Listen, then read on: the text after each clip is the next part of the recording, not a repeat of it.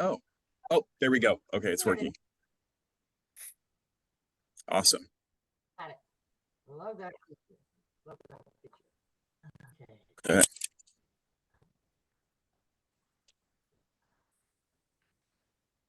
How are you, Deborah? I'm doing good. Okay.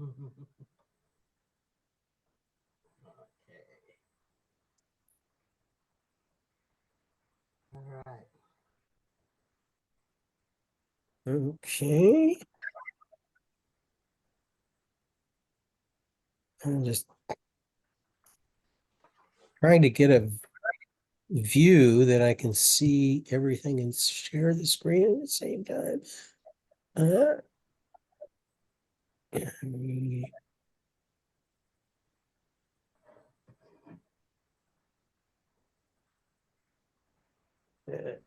where do that?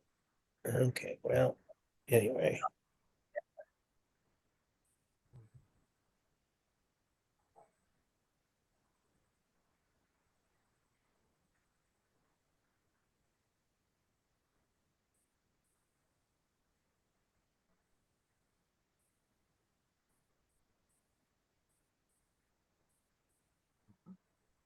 I've got this up too, Almagene. Great. Oh, All right. That's one of two, and then the other one was the historical one. It's a two-pager. yeah. Oh, this is Yep, that's the latest one. That's the guidelines. But there was another two-pager that I sent out that was the origin when we were just sitting down talking about things. It has a history. yeah, I I think thought I I just unintentionally deleted that. two-page We're getting some feedback from someone. If you have two different, things running, it might be producing feedback.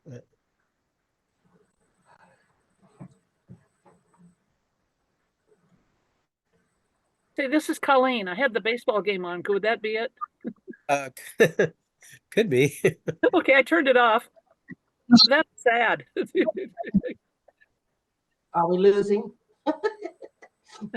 Oh, they're ahead right now. They just started. Seems like usually we have to mute everybody unless you're speaking. That helps.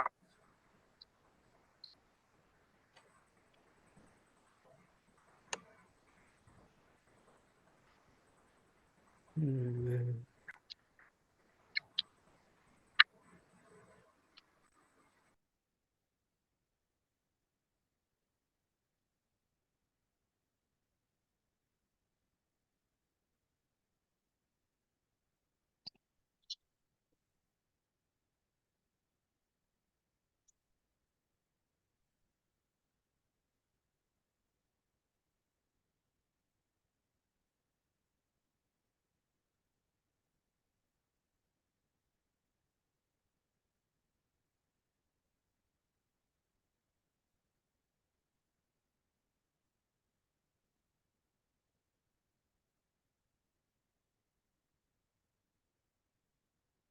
Oh, there we go. Okay.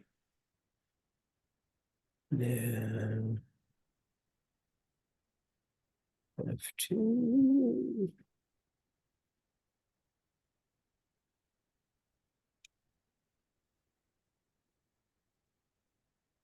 Store the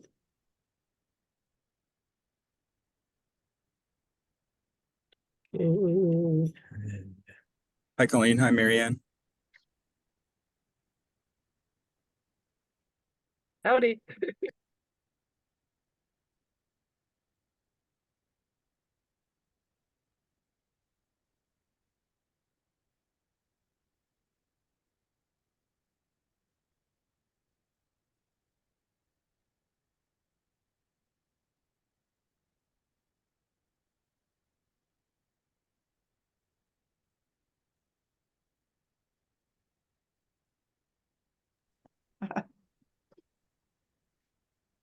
I know we're expecting a few more. Alma Jean did a great job of sending out the invite.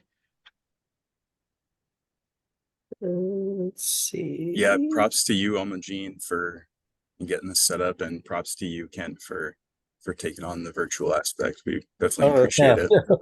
No problem. Let's see if I can.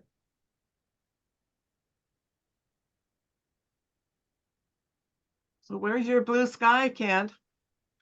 What'd you say? Where is your blue sky? Your background looks all, Oh, well, with all the screen sharing, it's a little confusing. So I'm just, this is just a solid color. well, it's showing up the Space Needle and the water and the sky. Is it showing that? Yes, it is showing that, but it's a gray sky. That's why I was commenting. It would have been pretty with the blue sky. Yeah, I'm not. You've got a I don't- picture there. I don't know Think- exactly what's happening here. I think it's just your virtual background. We can still see what you're sharing on your screen, though. Yeah, we still see you. Yeah.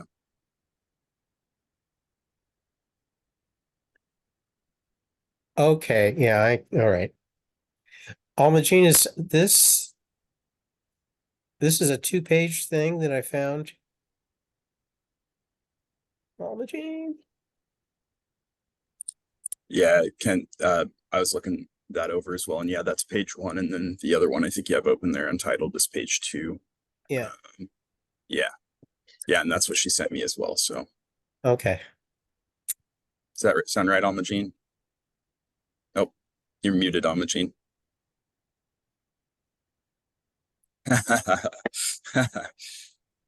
Happens to the best of us. We all do it. Okay. We got 3 more minutes. Got to give everybody a chance.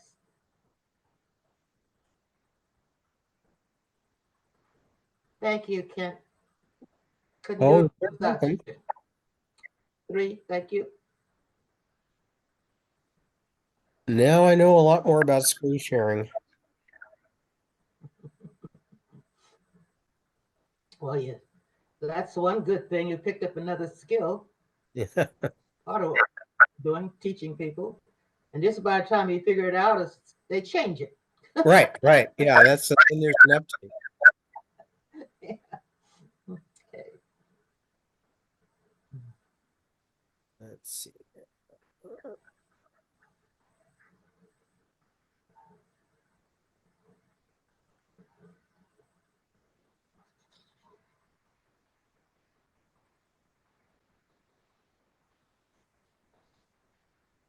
Oh, so we've got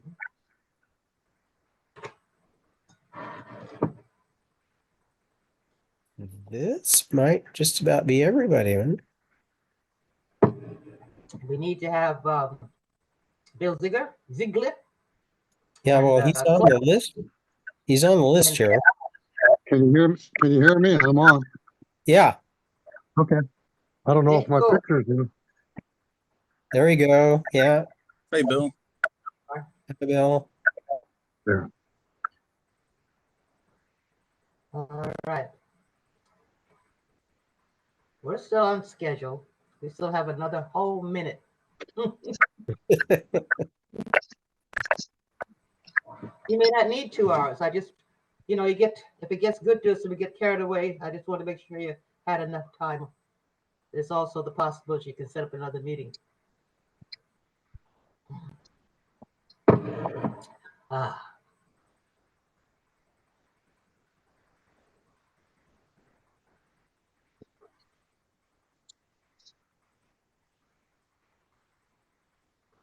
Okay. I'm gonna How's my stop. video? How's my stop video? the share for a little bit. Okay. Okay. It's 1 o'clock. Get that Let's down. start. All right. All right.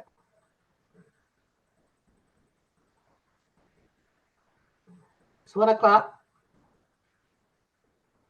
Good afternoon, friends, members. I just want to welcome you to District 9 a meeting, formerly referred to as roundtable. It was always been a district, but everybody had roundtables in those days, so we just were trying to be fashionable, I think. But we found through the years that putting the name of district out there had more recognition than roundtable because everyone had a roundtable. So District 9 is significant. It represents all of our districts. There is a regional chart, which I should have asked to have screen shared so you can see just where we fit in the state of Washington. But there are 9 chapters. So as far as introductions, I don't have any speakers today because this is a coming back together type meeting because we have not met since I believe 2019 was the last time we met. So coming through COVID and then waiting for the new leadership, new executive director and her staff. And then we launched ourselves into mobilization to try to protect our benefits as we went after a COLA. It took all of that new staff time to get us moving, and we were moving, and that's all we had time for. And we waited to come out of that, and we waited to see what the direction would be of the new executive director before the district called a meeting to move forward on things that it had been doing as it had been doing it. So that has happened. She has been on board. It's been doing a fantastic job of bringing us through what is known as strategic plan. And as we get through the agenda, before I go any further, I just want to go through it and ask for your review, see if there are any other items you'd like for me to add. I'll just run through it quickly here.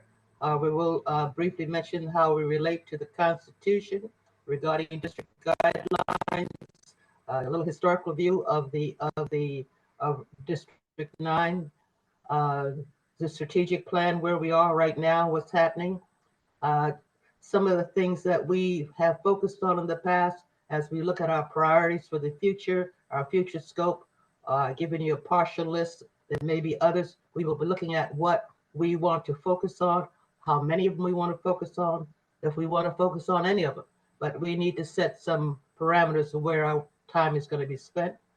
Open discussion, we'll be looking at the district structure, the relationship to the council office, and its 5 chapters.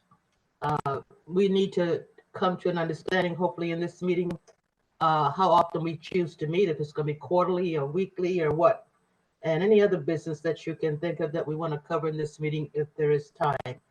Do I have any other agenda items, wishes to change the agenda? Nobody ever tells me anything. That looks like a good one. Yeah, nice agenda.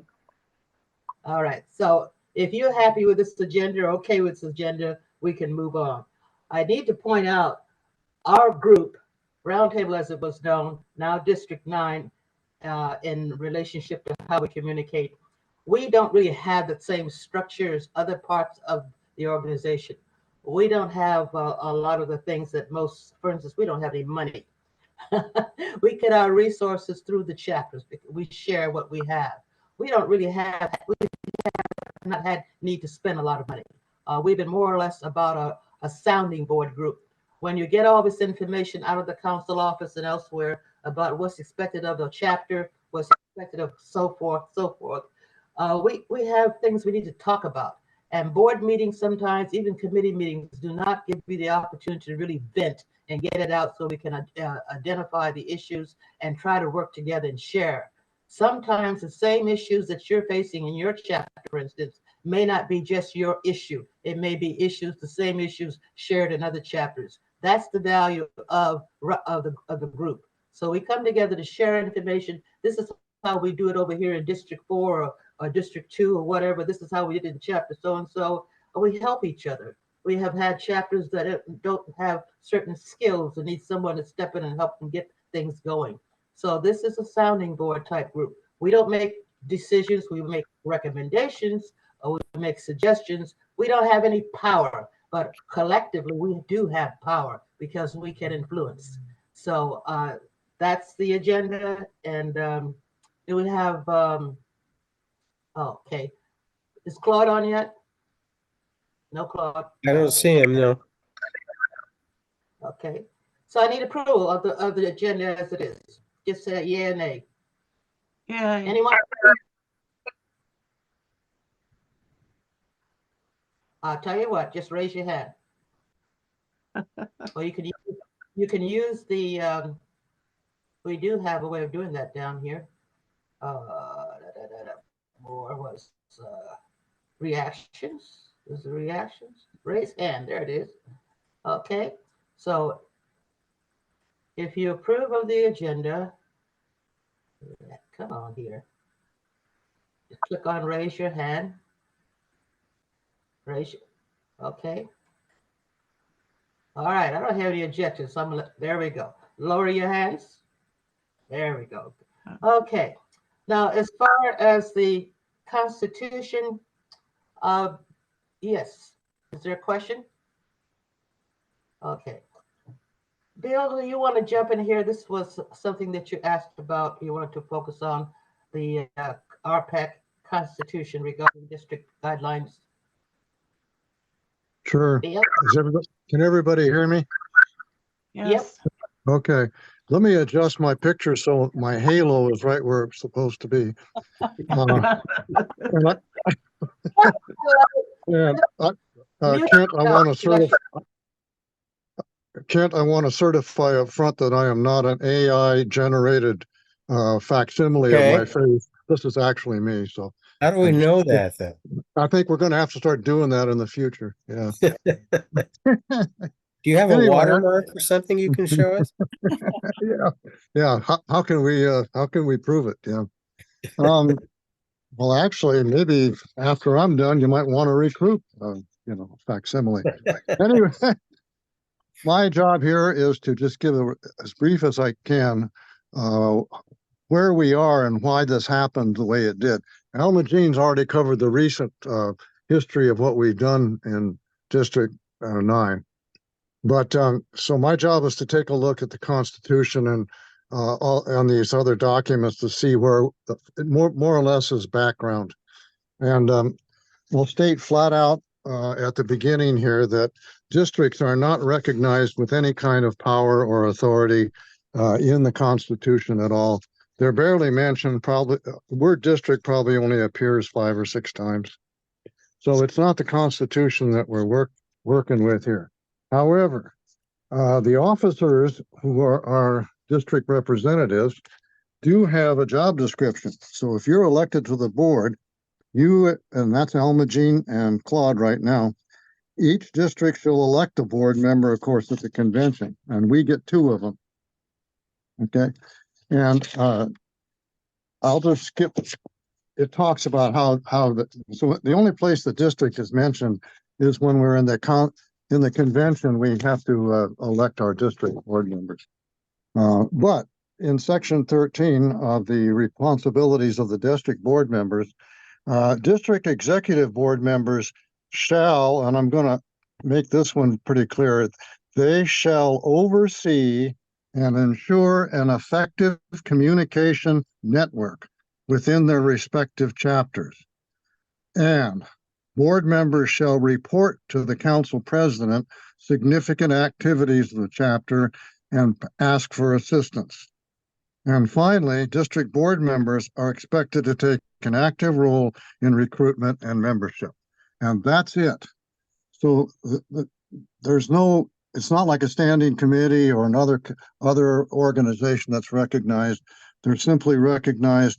And so from there, in order for district board members to carry out their duties, we decided that it would be all right then, under this section, to allow an organization to assist them in doing that.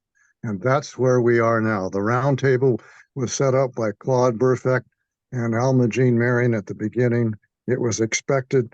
And we also, at that time, the executive director did recognize that there was that executive board members could create some sort of committee to help them carry out their duties. Okay. However, there were no guidelines or nothing. So And the idea of district committees wasn't accepted very well in the organization. So in 2018, we went to the convention with a resolution that says you will set up a committee and set some guidelines for district committees. And after discussion, there was opposition to it. It did pass.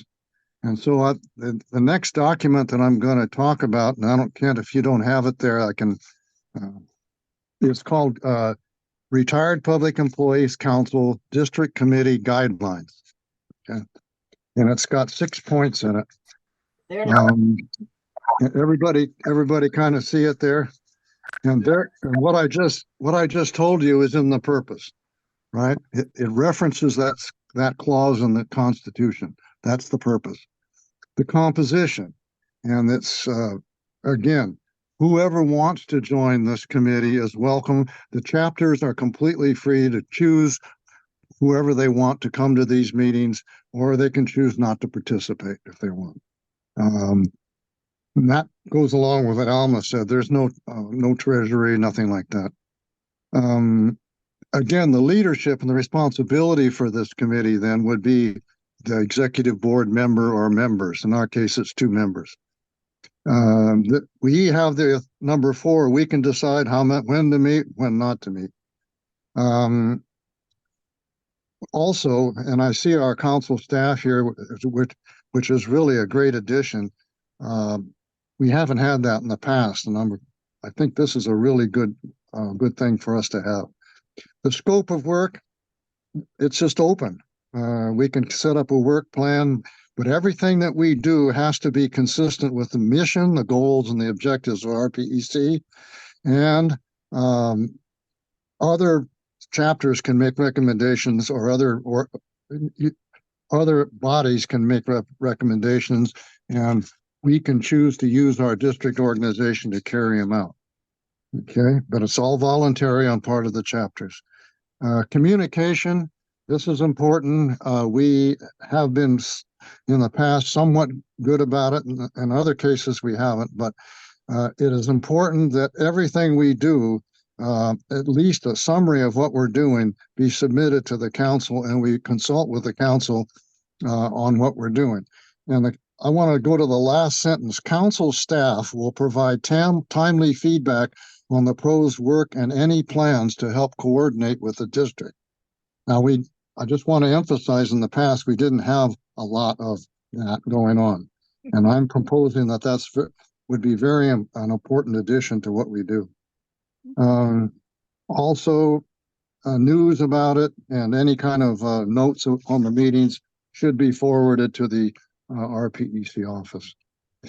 That's it for guidelines. Any questions on that? They're pretty loose. It's pretty open. And that's the way it stands. No questions?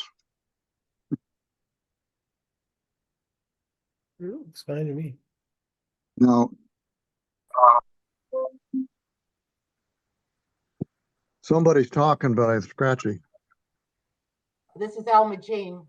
As I look at this now, with the strategic plan implementation process in place, this is an opportunity for us as District 9 representatives to look at this document and compare it to the strategic plan and see the references of district reps throughout that document. There is a new language that we have not seen before, where district reps work in cooperation with, for instance, a committee or a department of RPEC like membership, or it might work with political action. We need to see where we are referenced so we understand our full opportunity, not responsibility, but opportunity to contribute. And we need for district reps like yourselves to get into the, or district, I should say, chapter leaders to find out through their membership what's important to them. So I often have heard that no one ever asks you, and we put all these things together and this is what we do, and you don't have any input. An effort is being made for input, and more orbit's on the way, and we'll be talking about that in a little bit to come here. Okay? So at this time, Bill, if you're finished, Claude has a little something to say about where he was yesterday. And Claude? Is Claude muted? Yeah. No, I was in Olympia, as a matter of fact. Alyssa was there, Jacob was there, and Lori also spoke. Lori Widener. There were several organizations, and this was about healthcare and universal healthcare. We pretty much discussed, and there were several organizations, from healthcare organizations to labor organizations that were present for that event. I spoke, Lori spoke, and they had several other folks that participated, and it was a great event. It was, as a matter of fact, Lori represented RPEC, and I represented the NAACP and the Coalition of Black Trade Unionists, but I also threw a little punch in there for RPEC in my little spill. So it turned out pretty good yesterday, and the weather was great, and it was a little cool, but the weather was great out there. And Alyssa could probably tell you a little bit more about what was going on, because, as a matter of fact, she took some pictures as well. I- You Okay. covered I a lot of it. If you want me to speak to it a little bit, yeah, I got lots of pictures. I'm actually writing a piece on it for the news flash that'll go out tomorrow. But yeah, there were dozens of organizations there. There was also Senator Hasagawa and Senator who was it? Was it Patty Cooterer? Was that right? And yeah, they spoke to Patty some of Cooterer. the legislative successes that will help to pave the way towards universal health care. It was great. There was actually one speaker, I got a little choked up when she was sharing her story as a patient, what she's experiencing. But yeah, it was good. Lori spoke on behalf of RPEC and the PEB Medicare Coalition, and she spoke to the success and their policy work with the Healthcare Authority. And that was really well received. And of course, Claude did a great job too. So yeah. Yeah, that was Bob Hasagawa, Senator Bob Hasagawa. And, I spoke with him, and I spoke with Patty Cooterer, and I'm all for Patty Cooterer and running for the Insurance Commission position, because I think she will do an outstanding job. And it's all about healthcare. And, when we look at seniors today, this is when we need healthcare. And this is basically what was discussed yesterday. And I was just happy to be a part of it. I was happy that they asked me to speak on that issue, and it was a great event. So, and as a matter of fact, we had RPEC's, what is that called? The pop-up banner that we had. Yeah. So it was great. It was great. And RPEC was there to represent, and we had several representatives from RPEC. Gwen Wrench was there. Mike and his wife was there. I mean, there were a few of us that were showed up there from RPEC. What was And unique also, Claude, was the fact that this was a very small group of people that were asked to speak. It's almost like a first time that all of these organizations have rallied for the cause of universal health care. And what caught my attention was our logo is up there with the logos of all these other organizations, which is what we want. We want visibility, and your being there is significant. That logo is significant. And so thank you for doing that. What I'm curious about, they gave you 4 minutes to speak. Did you stay within that, or did they give you the 5 that you'd hoped? I spoke longer than 4 minutes. I spoke a heck of a lot longer than 4 minutes. So Every minute was great though. Yeah. Okay, well, thank you for that. Okay, so Bill, you're on for getting us going here to talk about our future scope, what we think where we should be headed.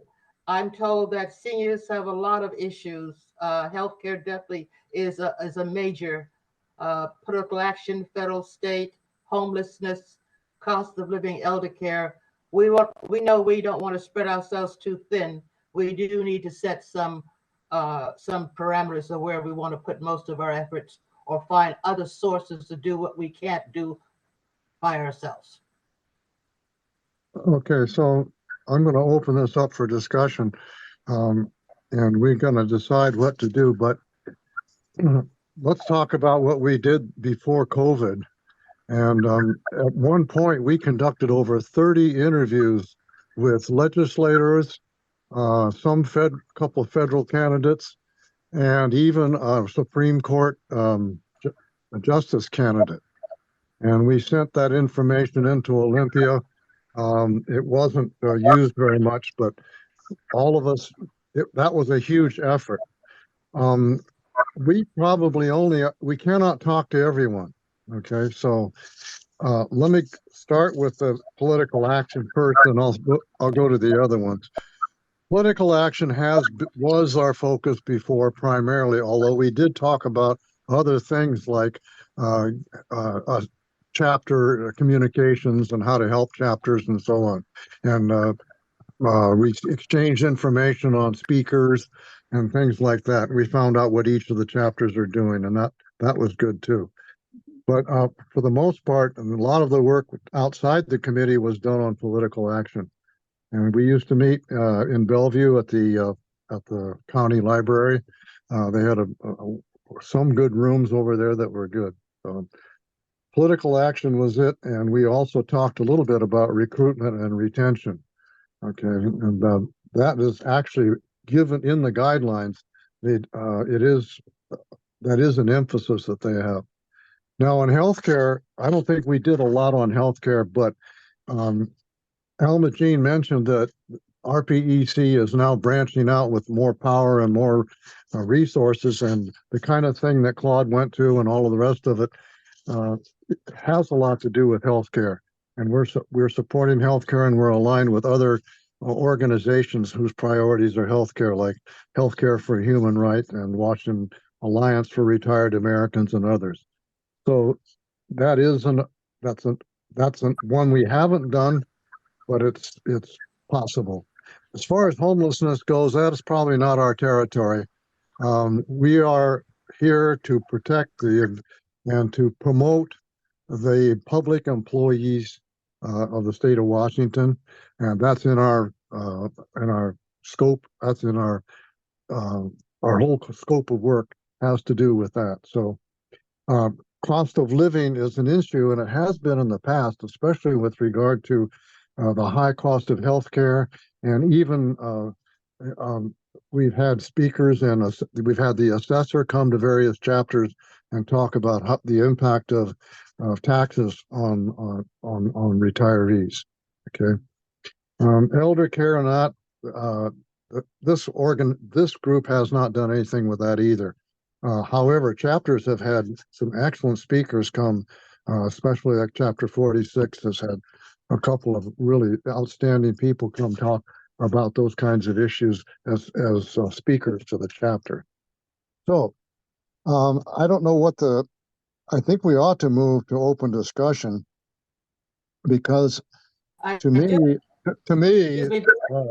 let me finish. To me, looking at this, I think it's up to us now to decide if we want to function and what we want to do and what scope are we going to take on. But before we get there, folks, let's talk about the big elephant in the room, which is resources. We are having a problem with the resources. If we can't get resources, mostly people, together, we can't do a lot of stuff. It's just not going to happen. I think the discussion should talk about not only the scope of work, but what resources we can use. Who's going to be doing it? How are we going to do these things? Yep. That's it. I don't have, unless someone has a question on any of those priorities. I gave you my take on those and sort of the history. Primarily, we did a great job, and we were working really hard on political action. And we did some other activities too. Also, members of the, I should add one more thing. Members of Roundtable at the time, or the district, went out and worked with chapters where they were needed, or where people asked for us. And so we went out and helped chapters to try to reorganize and get them going. So that was an important thing too. So. Anybody Thank want you, Bill. I just anybody want to comment on thank those you, sir. priorities? Bill. Healthcare. We did a very good Oh, yes. health fair. I forgot. I'm Oh. sorry. We did a massive healthcare forum in the at the Washington State Labor Council Temple, and we had all the major federal candidates and a couple of state people there, and a great turnout and lots of questions, and it was a wonderful thing to do. We did it on our own though, with no assistance from RPEC, and that illustrates another thing that I think we ought to decide what we're going to do. Are we going to do our own thing and possibly not just have it work here, or is it more realistic to have the RPEC tell us and inform us about what they want and what priorities they want to do? That's just an open question. Thank you, Alma. Yeah, I missed that.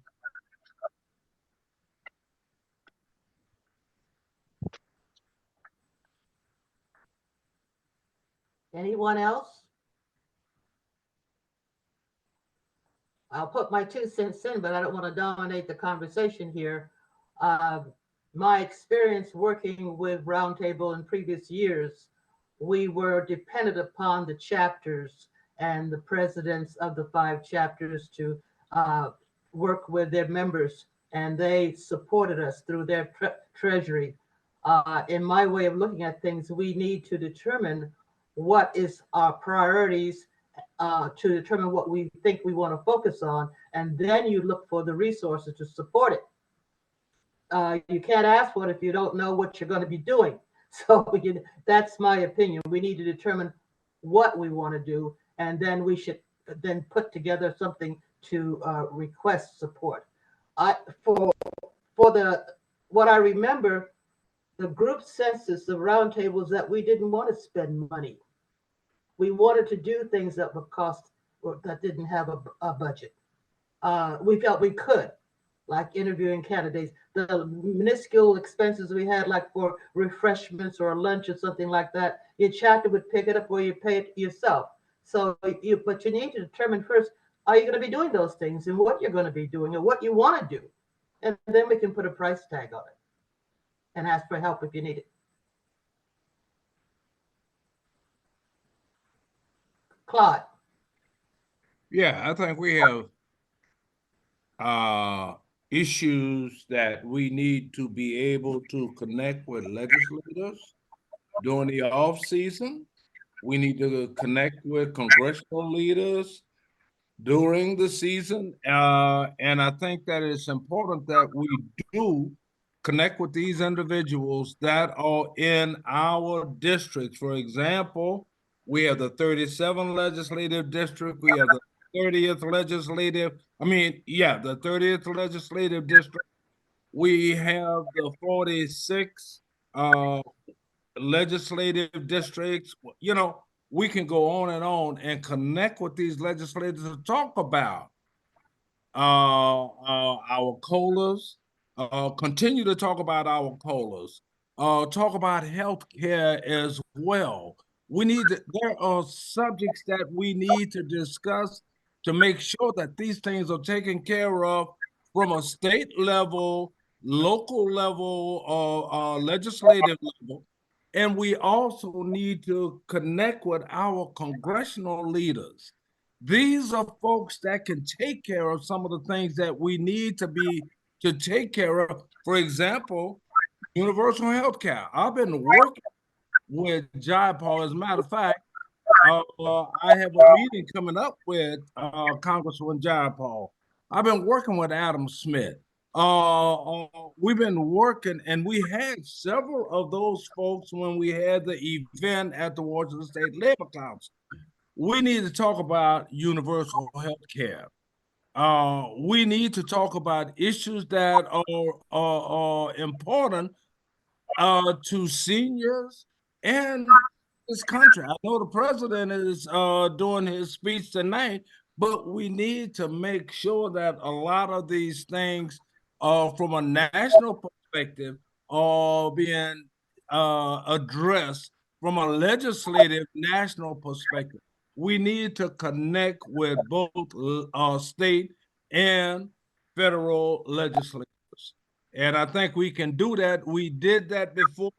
We can continue to do that. But we need to also work in conjunction with RPAC and making sure that we are all on the same page.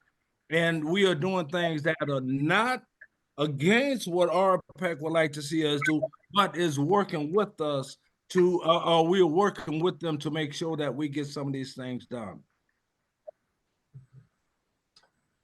Thank you, Claude.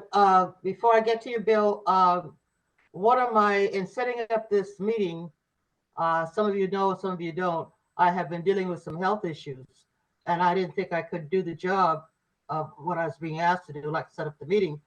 I called on people to help me get it done, and what I noticed was Lori immediately said, I will ask Jacob, my staff member, to support and to attend and assist your effort to put together your District 9 meeting. That is support. That is support from your council office. And I appreciate that. And so she's listening. We need to keep her and her staff informed. We're in the middle of a strategic plan where we are receiving some tools to do some of the things to help us make decisions, to get assessments, to give you information as chapter presidents on how to collect information from your members, how to inform us what the real needs are. How can we service our chapters to make them stronger? And I'm hearing so far, conversational wise, our priority still is healthcare and political action. These are must-dos is what I'm hearing. And I'm wanting to know, are there other things that you want to prioritize right now?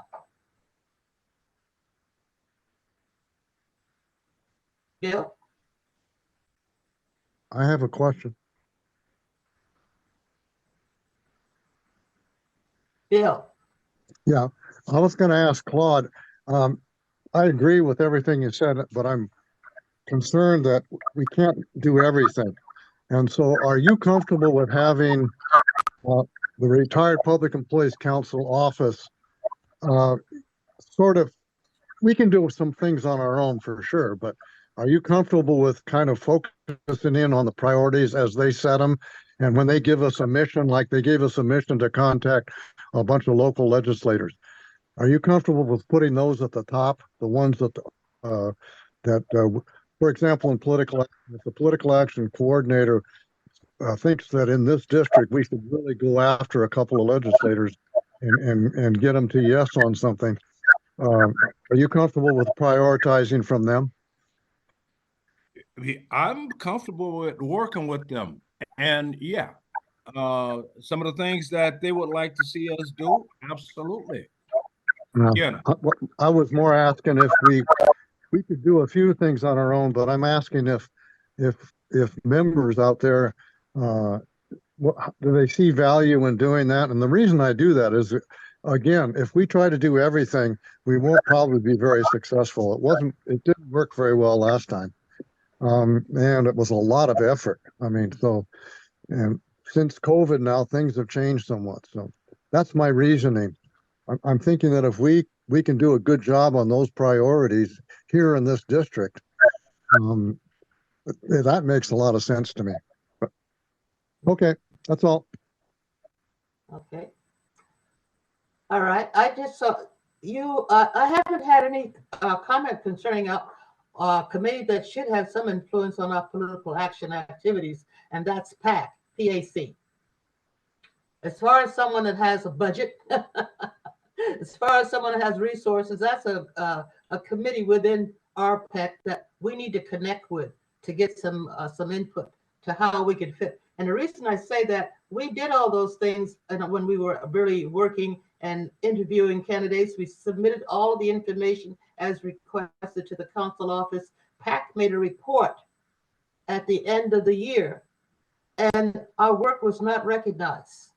It wasn't even mentioned.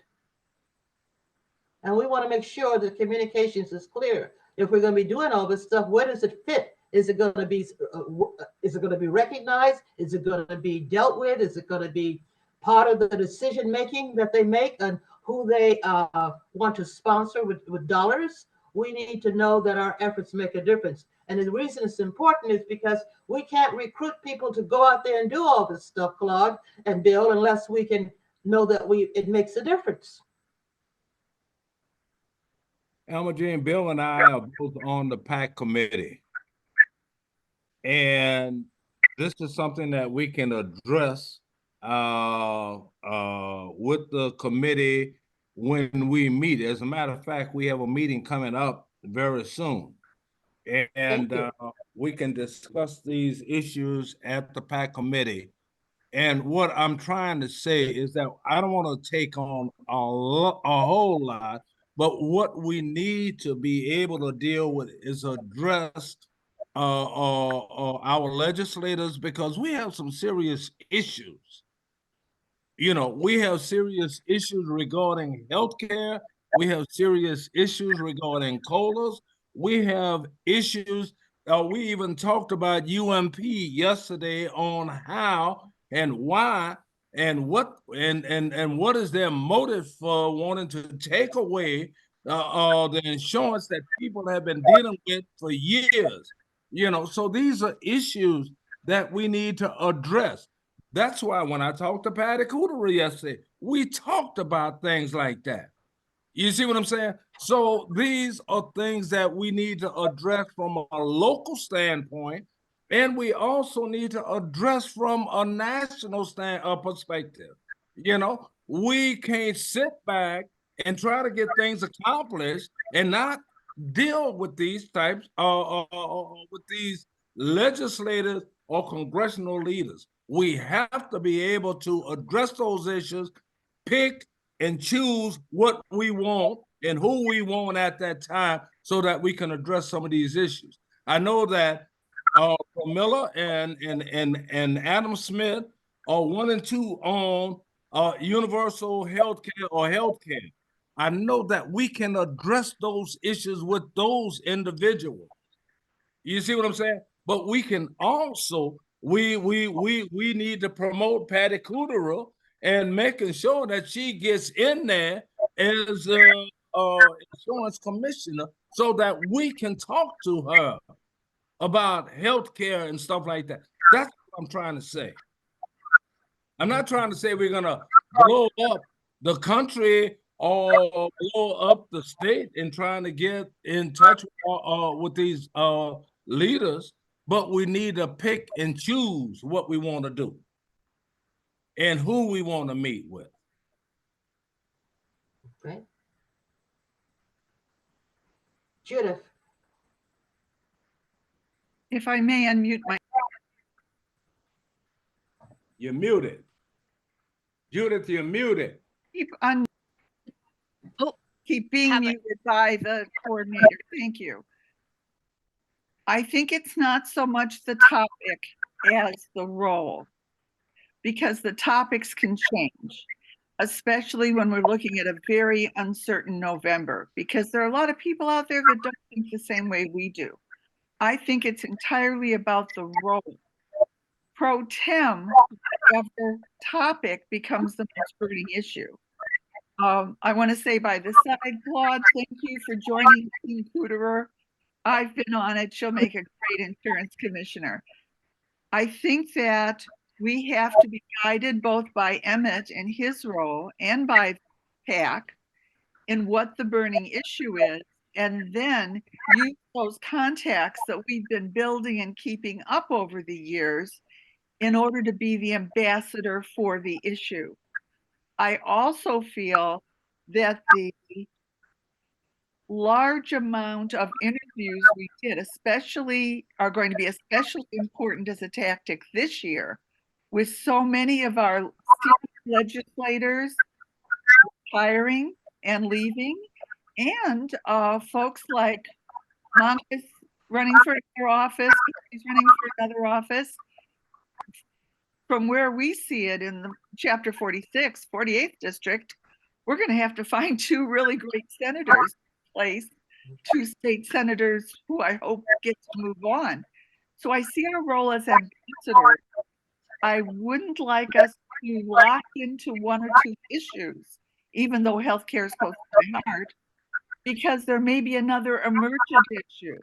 I think it's about the role of us being ambassadors, both to help educate and screen candidates and mobilize our chapters to go out after their representatives and senators to bring them to our causes. Okay. Anyone else?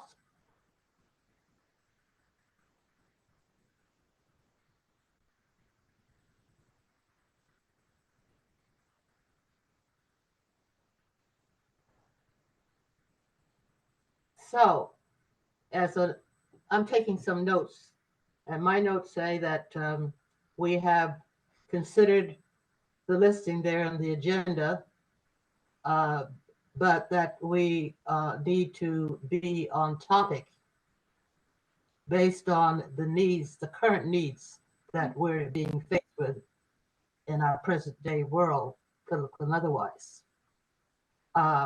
We can have more activity just by what is happening in healthcare and political action or others. And we can be referrals agency for other organizations that do those specific things like homelessness or deal with elder care. There are other organizations that are our alliances, and those are their priorities. But we can make sure that they know that we have our PEP support in some of the things that they're doing to affect positiveness for members. So, Colleen. Ditto with what Judith just said. We have, in the past, we were most effective, even though we weren't recognized. We were most effective when we interviewed candidates for public office, gave recommendation. That it goes part and parcel with educating people running for office in this legislature with all the turnover, and once they get into office, educating them on indeed on our issues, so that we can assist in getting them to a yes vote, no matter what the issue is.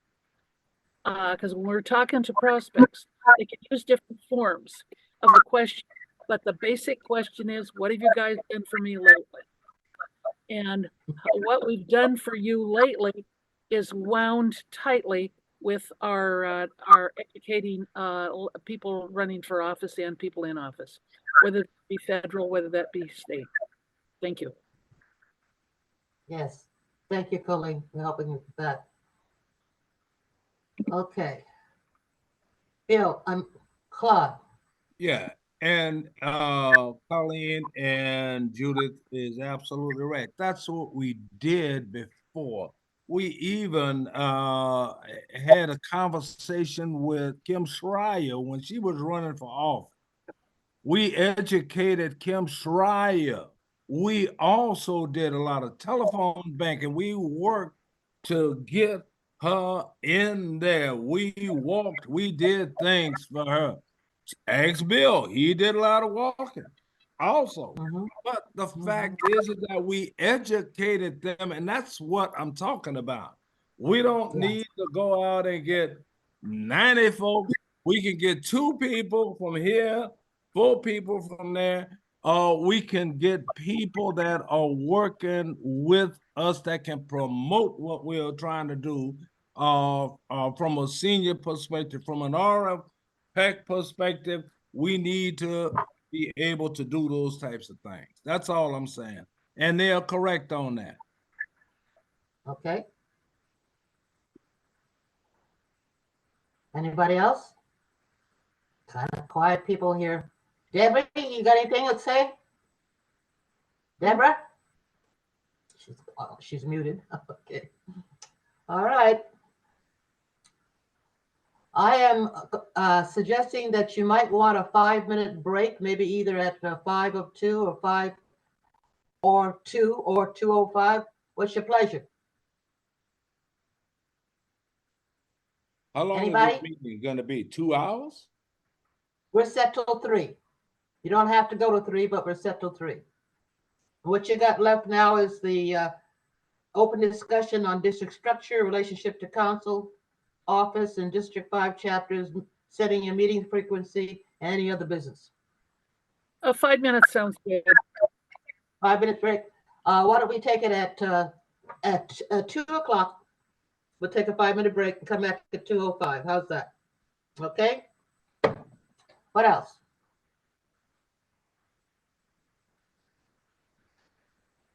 All right. So closing out the area of priorities, I will be reviewing your comments and coming back to you with some suggestions, and if you have suggestions coming from members of your chapters, as you feel them out, please send them over to me, and we'll come back to this.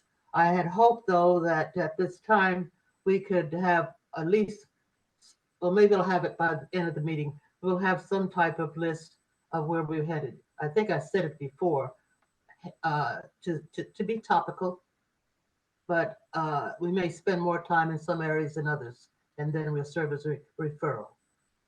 Okay? Okay, all right. Okay, it's almost 2 o'clock. Let's take our 5-minute break now, okay? Come back at 2:05. A bit more than 5 minutes. Break.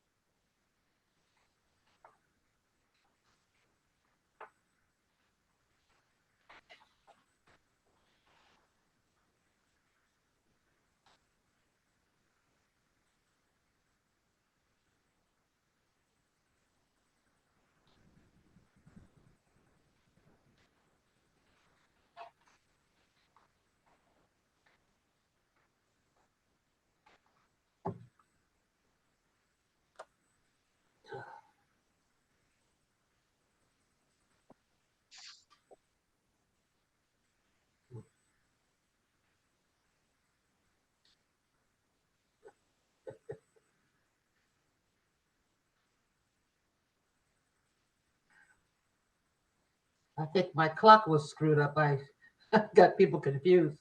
I'll just pray that McKinn gets back here. It changed on me. I don't know why. Well, it's Claude.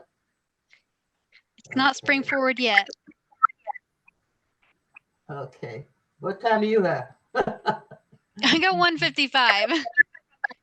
Okay. All right. Maybe they'll give me some grace and show up at 2. All right, Claude, Bill. Okay. Okay. Back still 2. Okay.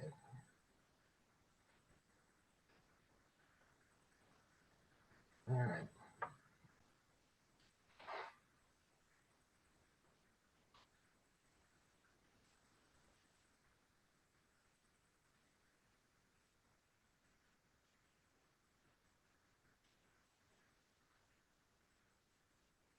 Claude's back. That's nice.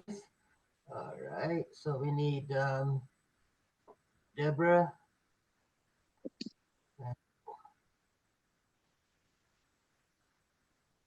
Okay. Jacob. We need Jacob back.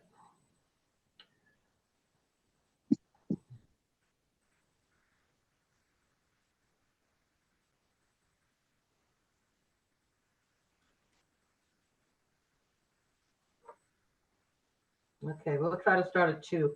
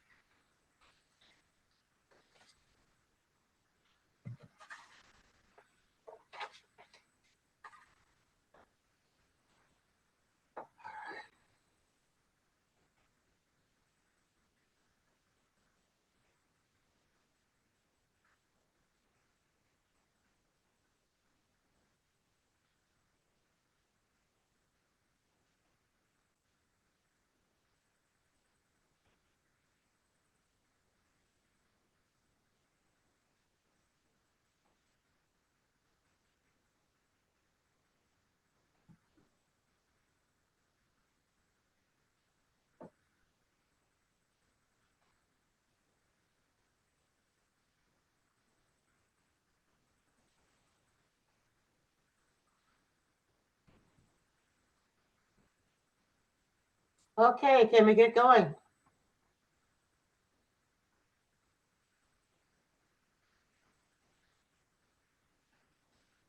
I'm looking for Jacob.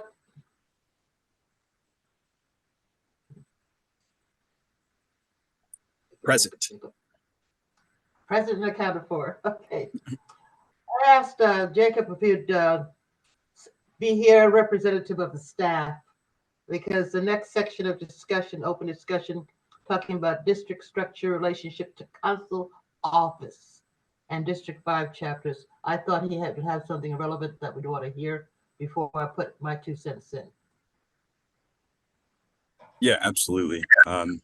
Just to kind of share the direction, at least, like, you know, the council office is trying to go in to connect with districts, is this new, you know, regional meeting concept that we're doing a pilot of on the 20th of this month, actually.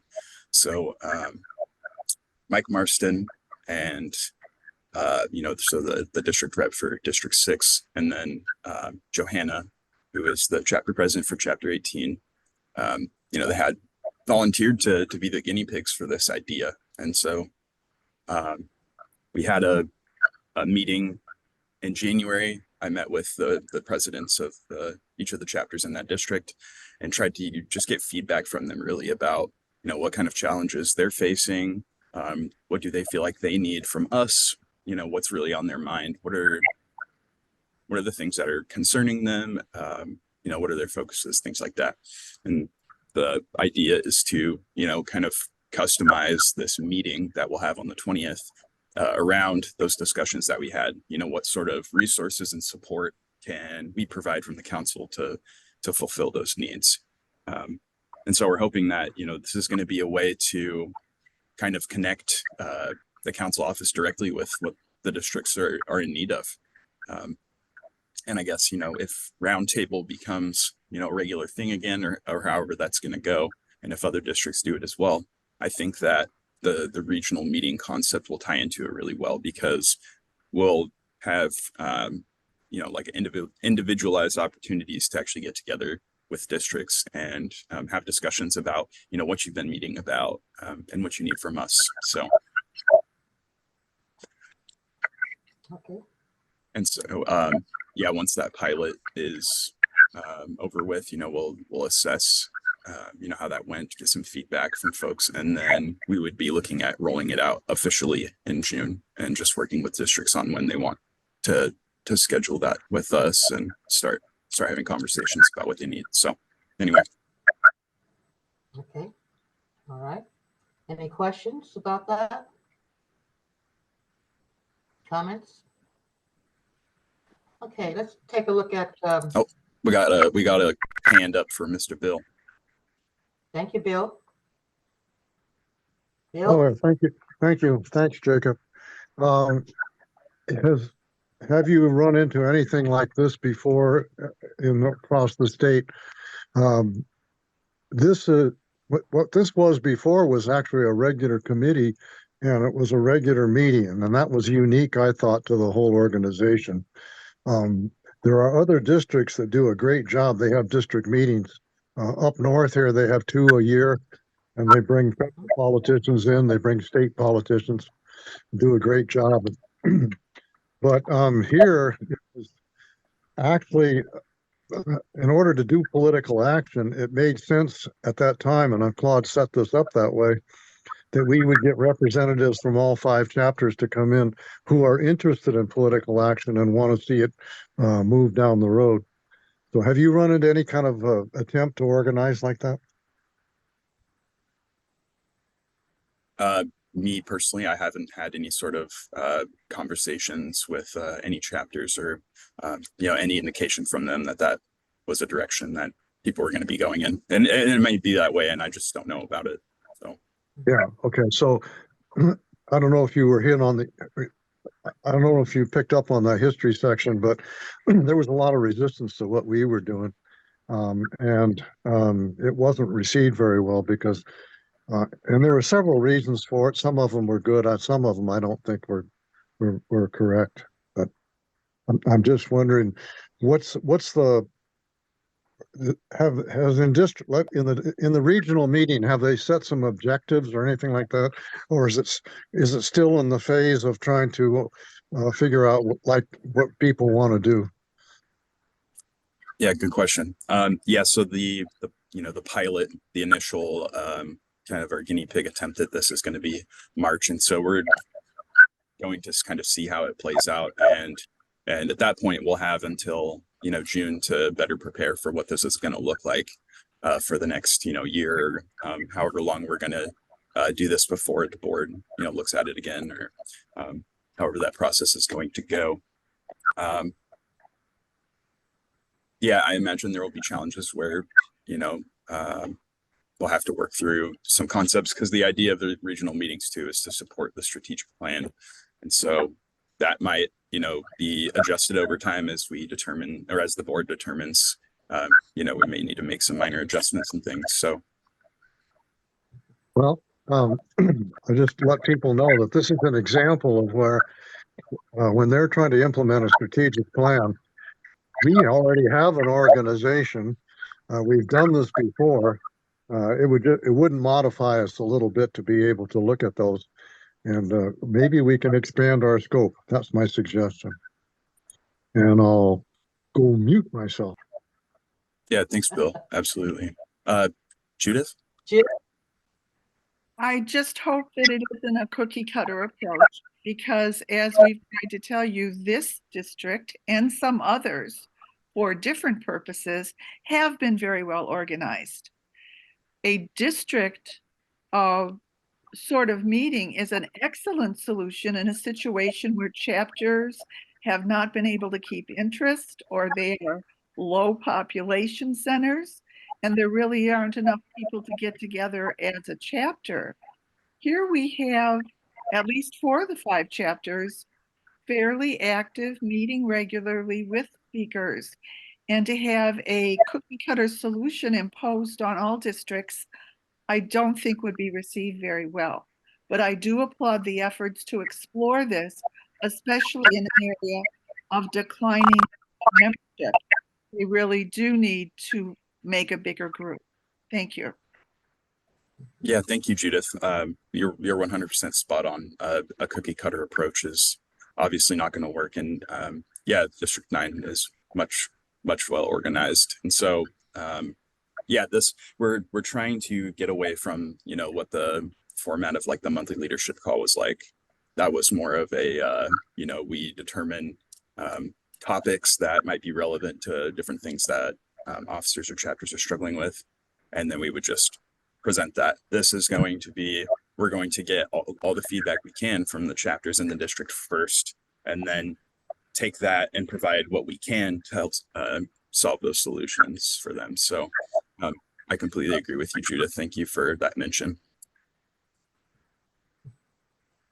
Bill, you have more comment?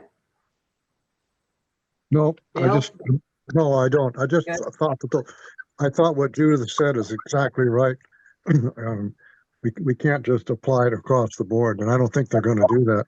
What I was thinking though is what we can learn from some of that stuff, because there's a lot of areas we never got into, but I remember we talked about some of those ideas, and we just never got to it. So I think that'd be a great opportunity. Okay, thank you. Claude? Unmute. Yeah, There you I'm on mute. I just wanted to say, I would like to see our chapters, because I know prior to COVID, chapter 46, chapter 28, chapter 35, chapter 30, and chapter 3 had numerous member participation. And to try to get that back, I'm looking at what, and I'll say this, I'm looking at what the NAACP has done to create more participation with members. They have committees For example, now I'm just using this hypothetically now, an example. Let's say political action. I'm just using that hypothetically now. Have a chairperson and committee members, and they can discuss some of the things that they may want to do as far as political action. They may want to look at what is good as far as economics are concerned within their chapters. Have a committee that will set those things, with committee members that can discuss those things. So I'm just using that hypothetically where you can create committees, and now we are engaging our members and getting them involved and bringing in more members and make it interesting to where these members are doing some things that other members will say, oh boy, they're very active, they're moving forward, and they're doing some of the things that they need to be doing in order to create this participation. I'm just using that as an example, but these are things that we may need to look at to get more member participation. But I believe in bringing back the membership. I know all of these chapters had a large number of member participation before COVID. You know that, Judith. You know that, Ken and Colleen. And Alma, you know that, and Bill. Man, they had large numbers of people at these meetings. And I would like to see us bring back that participation and member engagement again. And I don't think we need to give them $50, $25, $100 to bring them in. We need to be able to bring them in on things that we need to get done as far as RPEC is concerned. Okay. Judith, Elisa got her hand up too. I'll Oh. try to be brief. They're old. They're dying. Their spouses are getting old. We're not bringing in the young people from PERS 2 and PERS 1. I hate to argue with you, Claude, but NAACP's got members who are younger than 60. Okay? They got other things going on in their lives. So, yeah. yeah. Colleen, did you have something? Colleen? No? Okay. That's a good point. We know we need the 2s and 3s. We're trying to figure out what to attract them. There's still some of us ones that are out there, but a lot of us have moved on to other parts of living. I'll add Doing something. doing things that we haven't done while we can. So what does it take to attract them? I I'll was add looking at, That yes, okay? Yeah, both before and after COVID in chapter 3, we have non-member invites sent out for the meeting. We have people called who are members for the meeting. It's just that many fewer don't respond or say, I don't want to do anything, even to the point of coming in on Zoom. So there's still efforts being made, but much less responsiveness. That's what it should, that's it. okay. Claude? Yeah, I agree with Judith in a lot of ways. And that was one of the reasons I was very adamant about the resolution from chapter 13. There's no way I want to support that resolution because we are getting old, but we are bringing in 2s and 3s now as well. if I'm not mistaken. Yeah, PERS 2 and PERS 3. And what was that, Judith? They're not attending. We contact them. Hi, welcome. Thank you for joining. You're going to be part of a big voice, and they're not attending. And Okay. I've tried Colleen's, invite them, bash them over the head with it. Free meal. They're not attending. They got stuff going on in their lives. Meanwhile, those of us that are old like me, have either lost their spouses, so lost that support. My husband is ill, so that's why I'm pulling out.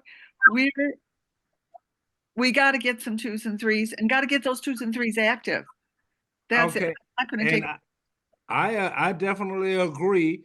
And okay, we have Jacob here that we can at least talk to and come up with a solution on how we're going to move forward with the PERS 2s and 3s that will help our chapters over, in the very near future on continuing to build the relationship with RPEC so that we can move forward. That's all. That's I'm saying that to say Jacob is our membership chair. We should be working with him. And I would say this, Elma Jean and I, and all of the presidents in every chapter of District 9 should get together with Jacob, and we can come up with some kind of a solution to how we are going to bring these folks, into the organization so that we can become a functional unit. That's basically what I'm trying to say. Thank you, Claude. Alyssa? Yeah, I just wanted to add, maybe this would be helpful insight to have. So the survey that we conducted, the all-member survey last spring, we got responses from the plans 2 and 3 folks that, we needed to focus more on federal advocacy with Social Security and Medicare, and addressing the cost of healthcare and healthcare premiums. And actually, just recently, I had 2 members who were Plan 2 or 3 who called, and they wanted to drop their membership because they felt like RPEC wasn't relevant to them, because they felt the focus is so heavy on the Plan 1 COLA. So, as you all were discussing some priorities, that's definitely something to consider, and that might, that's something that we can definitely emphasize and highlight the successes that we have had so far. With reducing healthcare premiums, what we're doing with PEB and the Healthcare Authority right now, hopefully would be enticing. But yeah, I just wanted to add that information for you all to consider as as we devise a plan together. Okay, thank you. Colleen? Okay, now I'm unmuted. Claude, don't know what you were talking about other than a mention of Chapter 13's resolution. It has a bearing on what we're talking about today. Could you explain what it is? Chapter 13 resolution was to have all of the meetings in person. And I was very adamant about saying there's no way we are an aging group of people, and we can't come physically to all these meetings. I can see us coming to maybe a few meetings, but not, they wanted to create where we have meetings in person, all meetings in person. That to me was BS. I figured that I'm getting older. Elma Jean don't drive. When we go to Olympia, I'm driving, or Bill is driving. eventually I won't be able to drive in the very near future, you know? So it's like Zoom was the best thing that happened to us over the years. You see, so that was what they wanted. They wanted RPAC, they wanted that resolution to create where we would participate physically to all of the meetings. And we That's not, voted no on that resolution. Thank you, Claude. Bill? Bill? Yeah, thank you. You know what Judith and Claude have just indicated is exactly down the line, and Jacob can probably fill in the details, but I read the entire notes from the District 6 meeting that was held, the regional meeting. And just what Judith was talking about and Claude about membership was the primary topic at that meeting. The difficulty of getting active younger people involved in the organizations. I'd like Alma, Jean, and the rest of us to note that that is a possibility that we might want to be getting into, because it's definitely a concern here. We're just losing active folks. And you Thank know, Alyssa hit on a very important topic. PERS 1 : PERS 2 and 3 want us to be dealing with some of their things that they will need, but what they don't understand also is that they were probably dealing with PERS 2 and 3 here in the very near future. But, you know, and they don't want to hear what we are talking about right now. So that's why I'm saying we need to get together. And I'm saying District 9 presidents, the vice presidents, or whomever want to get involved in this, let's meet with Jacob and let's talk about how the future, on how we are going to move forward with not only PERS 1, but PERS 2 and 3 as well, and getting them involved.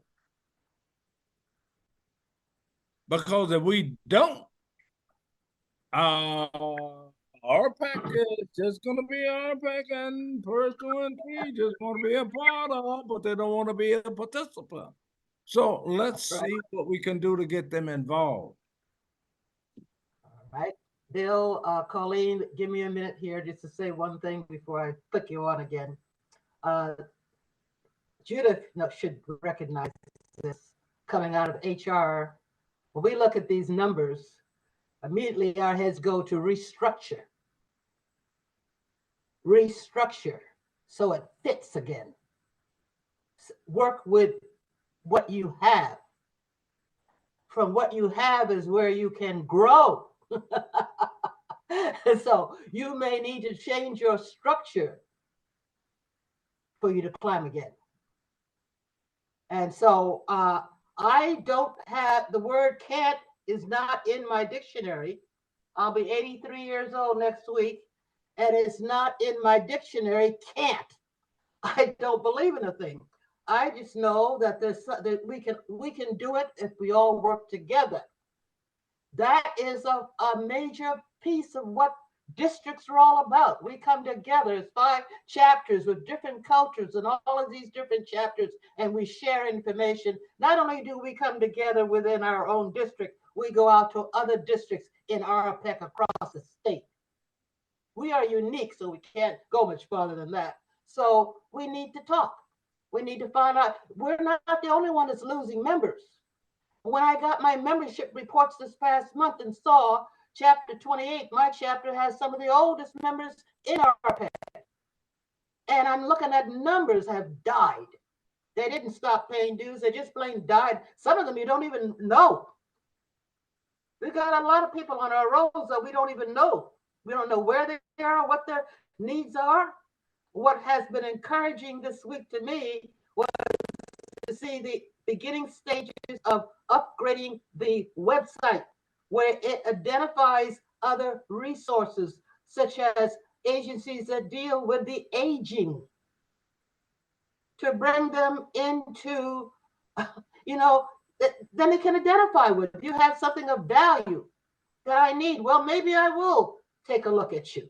But that hasn't been on that website before that I can remember. It's getting better. And I want to encourage you because we do have a new leadership on board. We have new staff on board. We have a strategic plan, and some of the things that's been identified, that strategic plan identifies things that we should have been doing all along, and we didn't do them because we didn't think we had to. We're doing them now, and we're beginning. Give it a chance. Give your system a chance. Give your staff a chance, but work with them. And this thing about solidarity, I would really like to see personally more solidarity between chapter leaders and members to their council staff. We're all in it together. It's not him or they didn't do something. When they don't do it, it means we didn't do it. You got to support them, folks, or get rid of them. Okay? So we put them in there. We got to support them. Colleen. I'm going to bring up something that was mentioned at this last state membership committee meeting. That being, in the new member mail that's sent right after they join, put in an extra page that encourages them to the organization, people that they work with. They're the most recent retirees, usually, not always, but usually, and they know more people that could possibly be new recruits and younger recruits for this organization. I think that idea has never been tried before that I know of, and I go way back. I think that this is very worthwhile to do. Thank you. Yeah, Claude. Yeah, one of the things that we also need to look at is, as far as PERS 2 and 3 are concerned, is what are your interests and what we can do as RPEC to work and support, and then we can discuss that in our meetings, our chapter meetings, on working with some of the things that PERS 2 and 3 would like to see done. You see, so we're working together as a unit and not saying, well, PERS 1, we're PERS 2 and 3, and all they talk about is a COLA. Okay, let's talk about what you and what we can do to support you as well. And we can incorporate that into our presidents know, because we're going to be a part of that discussion. Our vice presidents know, because we will be a part of that discussion. And RPEC know, because they will set up this meeting so we can discuss this as a group, as a team, so that we can all work in conjunction together to get things accomplished and bring on board PERS 2 and 3. I don't know. I'm just blurting. Thank you. Kent.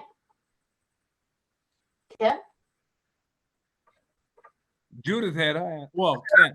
This is just a quick side thing that I've noticed that is kind of funny. Oftentimes you'll be talking to somebody who's not in the group, and they'll say, well, they should blah, blah, blah. And I always want to say, well, who's they? People, if you haven't been in a voluntary group, you don't realize that it's not a command situation. If you want something to happen, you basically have to join the group. That's all I need to say. Okay. Thank you, Judith. I just wanted to say that, as Alyssa was pointing out, they did a survey of members, They looked at 2 and 3, and many of us have been yelling at the top of our voice, get involved in the federal level. We pay Social Security, get involved in that. When did RPAC as an organization get involved? After they heard from the 2s and 3s. So they have been responding to the 2s and 3s in some ways that they weren't responding to us for years. So I think there is information. I'm sure it was shared with the membership committee. I never saw it, but then again, I may not have read it. But we do know what those folks want. And in fact, a very major refocus, looking at the federal level, which long time coming.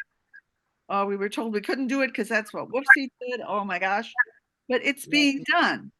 And so we are starting to, if we only knew. So let's spread out what was in that. Let's spread out what was in that questionnaire and the answers to it. And then we can get going on it at the chapter level. Yes. I think that's a good idea. Yeah, I can follow up on, yeah, I'm not sure ultimately who amongst, chapter leaders ended up getting that information, but I can follow up on that and get it to you. Okay. Isn't there a mailing going out here pretty soon? Blind mailing is, yes, it's geared to go out this month.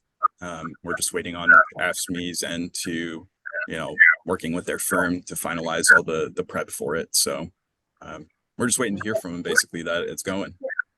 Identify some of these 2s and 3s that we don't know about. Yeah, absolutely. For the blind mailing last year, for example, we did see a huge increase, obviously, in the amount of 2s and 3s who joined because the Plan 1 population, especially those that are new and getting our mailings for the first time, right? There's only like 750 active working Plan 1 folks. So naturally, we're getting more Plan 2 and 3 people joining. I think it was about half of what we got last year. So 850 was Plan 1. The other half was Plan 2 and 3. So we're starting to at least see in general more of the 2s and 3s, but like we've had discussions about before, is the most involved members usually aren't those who come from the blind mailing, right?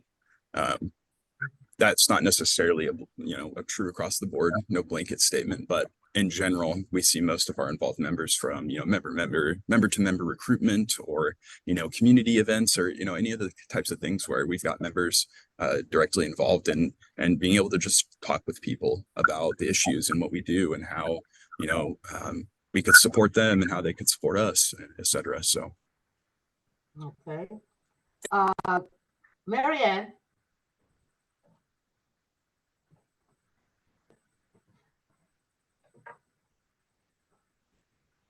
You're muted, Mary Ann.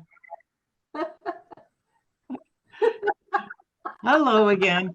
The thing that concerns me is the whole thing with the medical issues, because, and I think that crosses all the borderlines. It crosses us as seniors, it crosses the peers 2 and 3, it crosses the country. Things are amiss with the medical system. And I think that is one issue that a lot of people would like to do more about, but what can we do? One of the things that's been happening, of course, is with the Uniform Medical Plan, that Plan D that they're putting out. That sounds like that might have some real potential. Listening to some of the, anyway, the skit with, talking about that, it amazes me. How can they put together a Plan D? I mean, got 50,000, not 50,000, but there's at least 50 Plan Ds out there. Why aren't they just using one of those? Well, they seem to think that they can do a better job.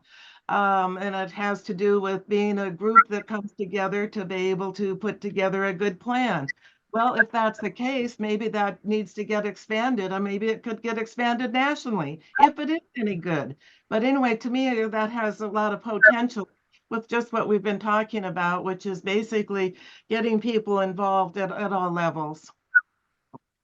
That's my 2 cents. Thank you, Mary Ann. Claude? Yeah, Mary Ann is right. And Lori talked about that yesterday about UMP. She emphatically did a heck of a speech on PEB and UMP and all of the other, and Mary Ann is right. these are issues that we need to talk about as well, is healthcare. Healthcare is one of the things, and a lot of these folks are talking about from a federal perspective. We need to be able to deal, and I mentioned that earlier, that we can get these congressional leaders on board, and we can, but we have to also be able to let these folks know that we are dealing with some of the issues that you guys want to deal with. We are making a concerted effort in doing this. So now all I'm saying is that Mary Ann is right on. Lori was right on yesterday. And I talked about poor people and healthcare. You understand? And a lot of these folks ain't rich. That's dealing with, and they will run into difficulties in dealing with healthcare. So I think healthcare is an important part of what these folks may want to hear. So we have to figure that out, and we have to figure out what they want from RPEC, and how we can help them, and to get through whatever they, to build our membership back up so that we can at least start dealing again from that level. I don't know whether I made sense on that one or not. Yeah, no. Yeah, it's just that the political action, especially on the federal level, is tied to those medical benefits. You kind of need both pieces. They go together. You can't deal with one. I mean, we don't know who's going to be coming into the president's office. It makes a difference who's in Congress, what those medical benefits are going to be. You cannot ignore your left, and you got to do it. You do have to do more than perhaps you think you have time. And if you don't have time, you better somebody who does. But we have been dealing from a state level. They want to hear from a federal level, so we can all together. Claude, and you will see back in 2017 when we wrote these guidelines, of the initial ones, we were talking about all levels. It's not new. We just haven't been doing it. That's right. The problem. And that's what we have to start doing. Right. We got to start doing it. Okay. So I'm looking at getting close to 3 o'clock, and I want to get through this agenda. We can come back to this, but I'd like to get some idea just based on what we've been talking about so far. How frequently do you want to meet? Once a month? Quarterly? If we want to get something done, I think every other month would work. 6 times a year. 6 times a year? That's my opinion. 6 times a year? When we set this up initially, we were doing that every other month. Okay. Everyone agree to that? If you agree to that, click on questions and raise your hand.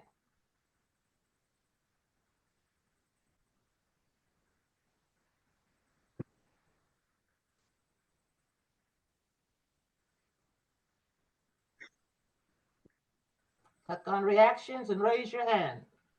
I guess. Okay. All right, Kent, you get it? Judith? Raise your hand. No? Okay. If you don't, I'm going to lower your hands. Okay. And, okay. I didn't raise your hands, but the lower hands. Lower your hands. Maybe we should have a little more often to begin with, but like once a month, but that's just to get things going. Okay. I didn't hear Anyone? that. What was that again? Maybe we need to go once a month just to get things going. All right. That's how we started off. We went once a month until we got going, and then we broke it back as needed. And at least every other month, I think is what I remember. Okay, that's good. Any other business now? We got a little bit more time here. So Yeah, we got about 15 more minutes. What I propose to do is sort of jot up a report of what we discussed.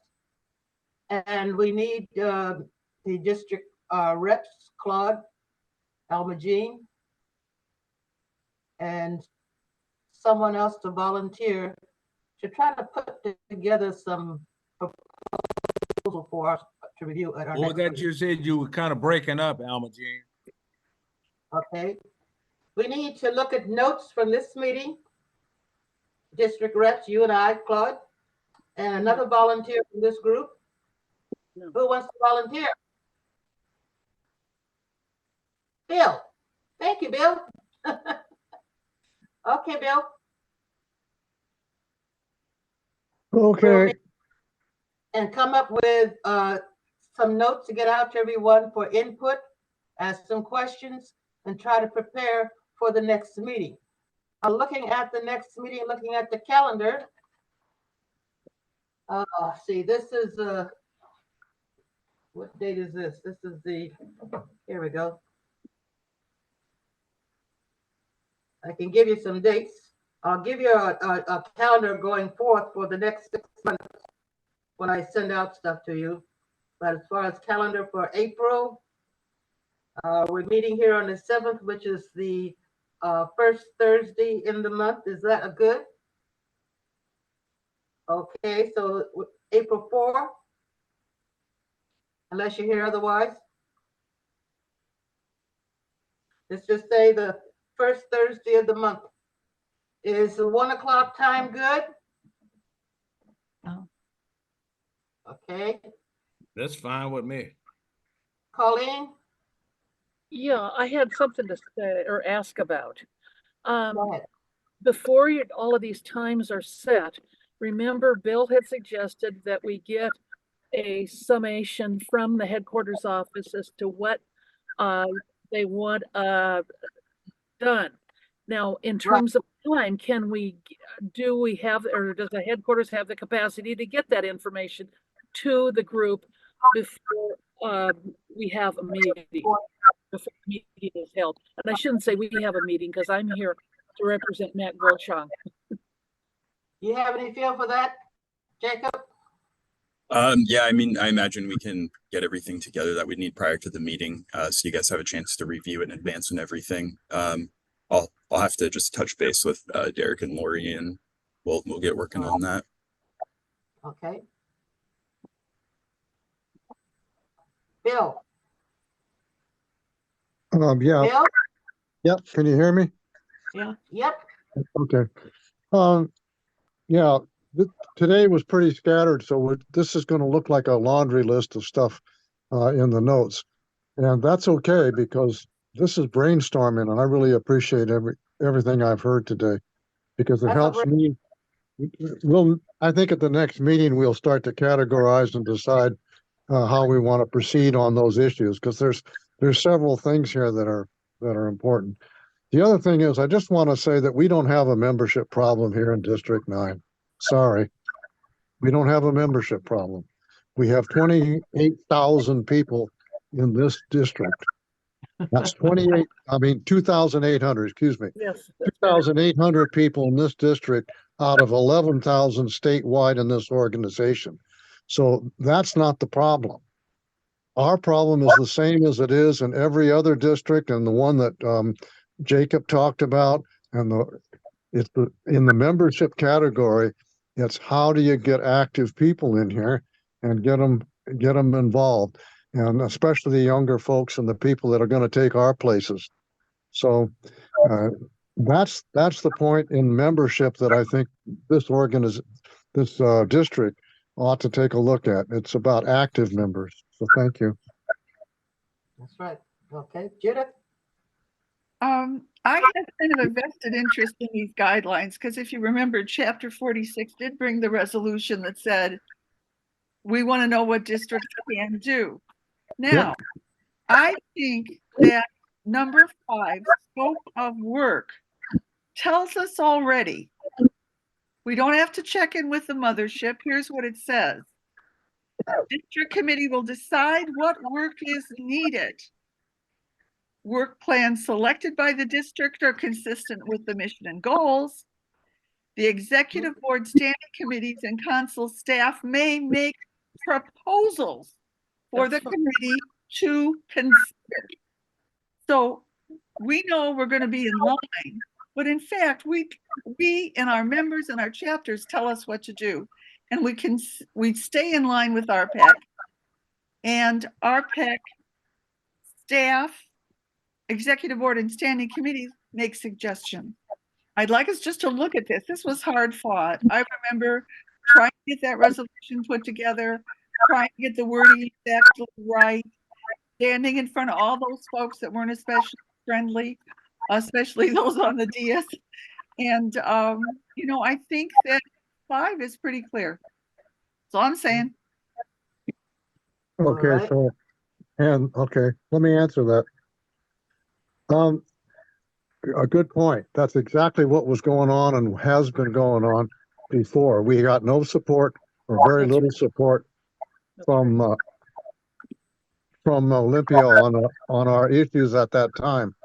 I think the landscape has changed, and we ought to be open to suggestions that come from other places, including the strategic plan or whatever that priorities that are being set. Especially if it lines up with what we're trying to do.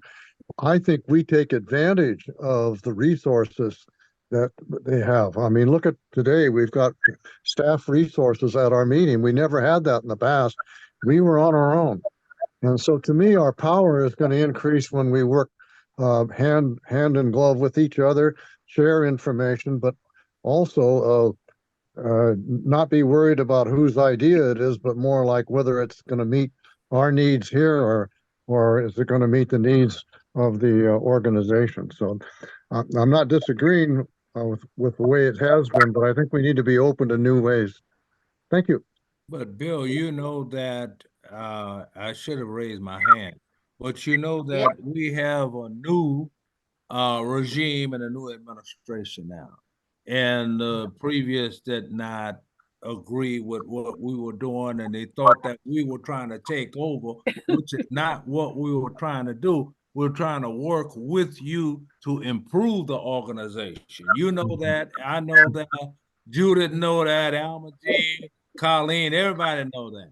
It's not destroying the organization, it's working with to help build the organization. So that's, yeah, and that's what that was all about. Yep, Now we thank you. got a new regime, and that is willing to work with us to move forward. And I appreciate it, Okay. you appreciate it, and everybody here appreciate it. Thank you. I'd like to suggest that these guidelines, which were developed years ago, be forwarded to the council office for discussion on, so that they're reminded of what we're doing, and that if it needs to be modified, where it could be modified, where it could be improved, enhanced. I don't know how you feel. I don't know your opinion about this new staff, so we need to know. So I'm passing it to you, Jacob. Yeah, to get it right. yeah, absolutely. No, I think that, you know, the fact that your district is, you know, organizing this and everything else, you know, we have faith in the district's organizing capabilities and, you know, identifying issues, and, you know, I'd be more than happy to support in terms of, you know, providing clarification and things like that on any of the notes and whatnot. Yeah, because you know, we're not going to try to you know, take it over or rewrite the documents or anything like that. I just want to be able to support you however I can. So this will be your guys's thing. This will be your plane that you fly. I'm a flight attendant. You tell me what you need from me, okay?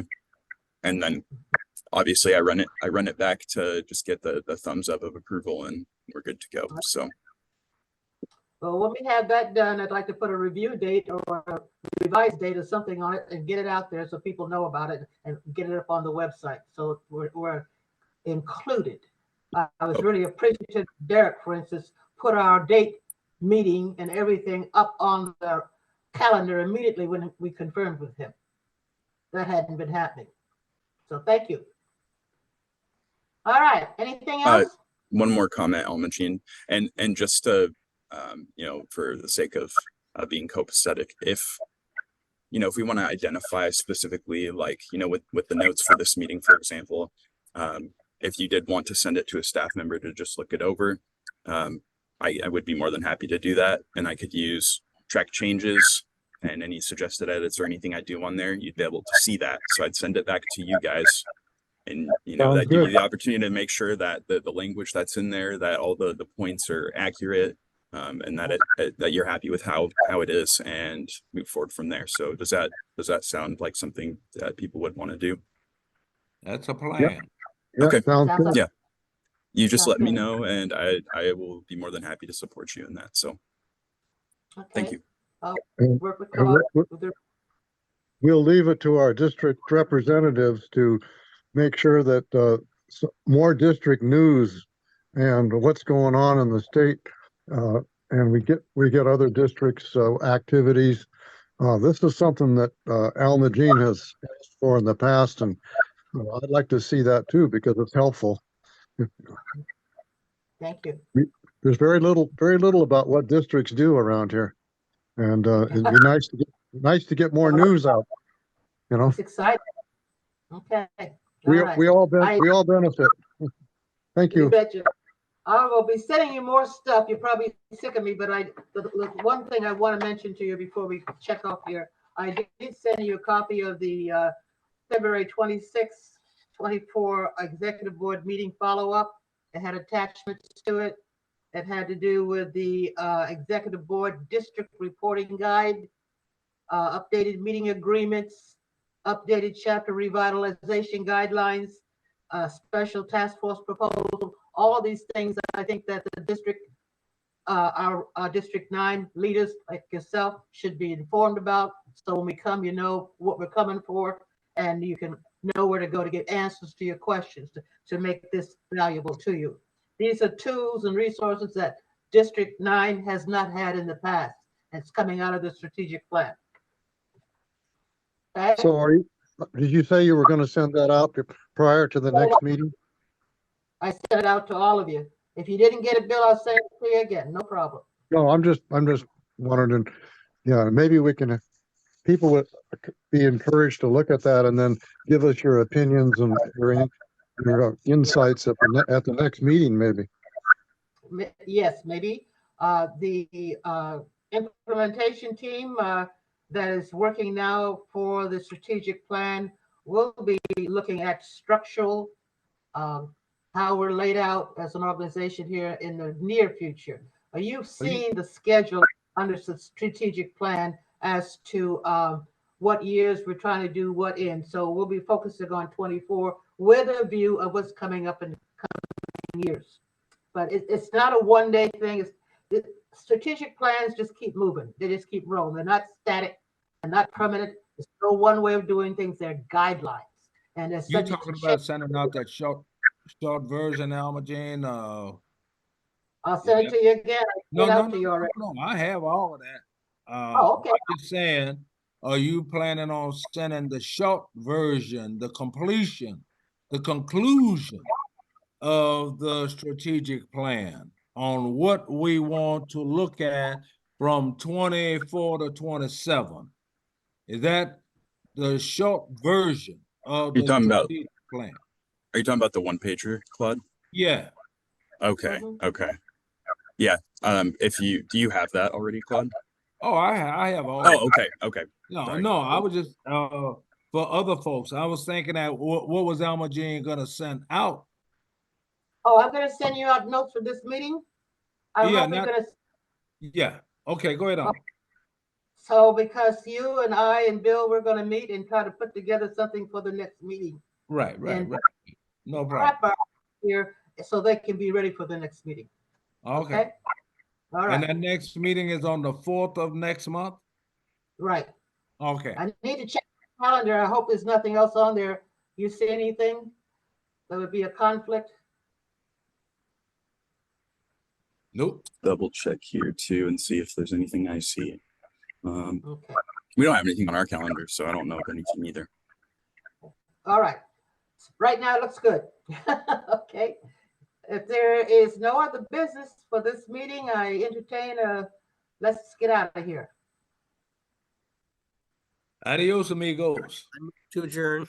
Yes, thank you. Thank you Happy guys so birthday, much. Alma-Jean. Oh, happy birthday, Alma Jean. Us. Happy birthday. Thank you all. You're doing a great job. This is awesome. I want to alert you when you see me next, I will be wearing something new. My message.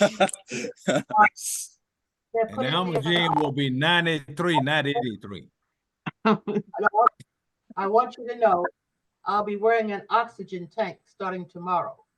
Oh, One in I'll have one in the Bye-bye. house, then I have one to take with me when I go on the road.